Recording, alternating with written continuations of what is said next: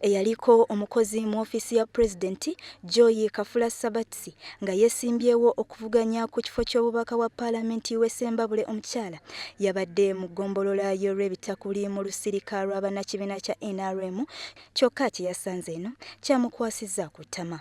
Ono agamba nti abalonzi essira ate bo balitadde ku nsimbi nga banoonya be banakwasa obukulembeze mu bitundu byabwe. Ogenda kulanga agamba oleete sente kati sente tonabeera MP bw'ogamba nze mbaweereze sente mba nzijjawa.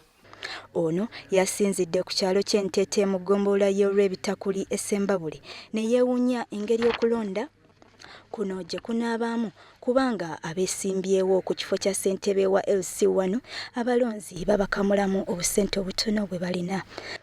Abatuuze balabudde Kabatsi nti bw'abeera ng'ayagala okuwangula akalulu k'okukiikirira Ssembabule ateekeddwa okuvaayo gy'ali ng'enjogera ya kaakano bw'egamba.